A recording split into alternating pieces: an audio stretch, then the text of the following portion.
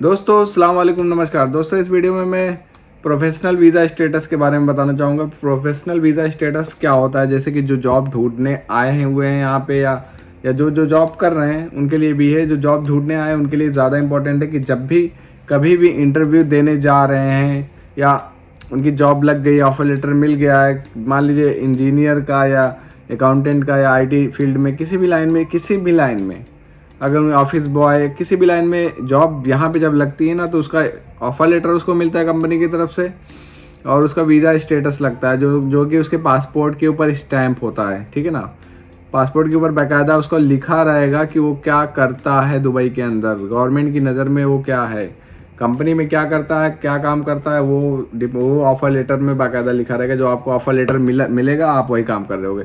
लेकिन visa status हमेशा, ज़्यादातर मैंने देखा है अभी तक लोगों के वीज़ा स्टेटस कुछ और होते हैं। जो उनका एम्प्लॉयमेंट वीज़ा प्रोफेशनल स्टेटस जो होता है जिसको बोलते हैं, वो अलग होता है, काम कुछ और करते हैं। ठीक है, काम कुछ और करते हैं वो ठीक है। मान लीजिए आपका इंजीनियर का काम मिल गया, आपने इंजीनियर का भी हो गया, आप इंजीनियर की जॉब कर रहे हो, लेकिन आपका वीज़ा स्टेटस किसी और चीज़ का है, जैसे कि किसी टेक्नीशियन का है या किसी और फील्ड में स्टील फिक्सर या किसी चीज़ में लगा दिया मान लो, तो उससे क्या इफ़ेक्ट पड़ता है। जैसे कि इफ़ेक्ट यही पड़ता है कि जब भी आप किसी दूसरी कंपनी में जाओगे जॉब करने या किसी दूसरी कंट्री में जा रहे हो, गल्फ़ कंट्री में या दुबई से मूव करके कतर, कुवैत या कहीं और जा रहे हो, तो वहाँ पे आपका पासपोर्ट चेक होता है। पासपोर्ट वो मांगते हैं कि आप अपना वीज़ा दिखाइए। तो पुराना वीज़ा आप दिखाओगे कि आपने वीज़ा कंप्लीट किया है, ऐसा मतलब वो इसलिए मांगते हैं क्योंकि वो देखना चाहते हैं आपने वीज़ा पूरा किया था कि नहीं, ऐसा तो नहीं बीच में ही छोड़ दिया कंपनी को या भाग गए छोड़ के या नहीं काम किया आपने सही से, आपने अपना पूरा वीज़ा खलस किया था कि नहीं। तो उसमें ये भी देखते हैं, उसमें वीज़ा स्टेटस भी लिखा रहता है कि आपने क्या काम किया। आप उसे बोलो कि मैं इंजीनियर का काम करता था वहाँ पे, लेकिन वीज़ा स्टेटस पे लिखा रहेगा आप स्टील फिक्सर थे या टेक्नीशियन थे वगैरह कुछ भी थे। लेकिन ऐसा होता नहीं, अगर इंजीनियर का जॉब आदमी को मिल रहा है तो यही होता है कि इंजीनियर का वीज़ा भी उसको लग जाता है। ठीक है, इंजीनियर का वीज़ा काफ़ी अच्छा इंपॉर्टेंट होता है, तो वो अलग बात है।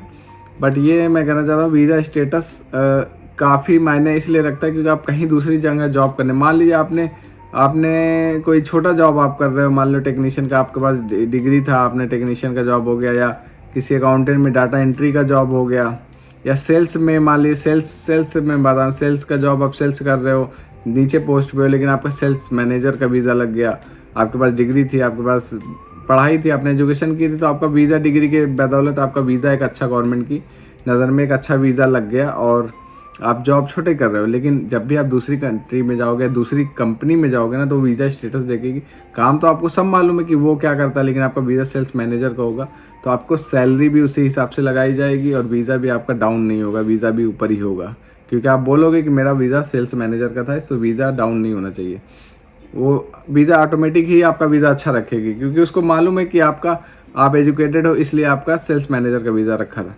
तो इस वीडियो में यही मैं कहना चाहता हूँ। बेसिकली मेरा मेन मोटिव यही है कि जब भी कभी इंटरव्यू देने जाएं, कभी भी कहीं भी इंटरव्यू देने जाएं, तो जब एचआर आपको सेलेक्ट कर ले, ऑफर लेटर दे दे, तो आप एचआर से ज़रूर ये डिस्कस करें कि सर मेरा वीज़ा आप क्या लगवा रहे हैं, मेरा वीज़ा कंपनी में वीज़ा स्टेटस जो हमारा होगा, जो हमारे पासपोर्ट में प्रोफेशनल वीज़ा होगा, वो किस चीज़ का लगा रहा है। आपने मुझे इंजीनियर पे हायर किया, तो आप मेरा इंजीनियरिंग का ही वीज़ा लगा रहे हैं ना। अगर आपका वीज़ा कुछ दूसरा लग गया, आप मान लो आप कंस्ट्रक्शन लाइन में, आपका वीज़ा किसी कम्युनिकेशन लाइन में सेल्स का लगा दिया कंपनी ने, या किसी और चीज़ का लगा दिया, तो फिर आपके एक्सपीरियंस पे इफेक्ट आगे चल के फ़र्क पड़ेगा, क्योंकि आपने काम कुछ और किया, आपका वीज़ा कुछ और लगा, कहीं बाहर गए, किसी कंपनी में गए, तो आप एक्सप्लेन नहीं कर पाओगे।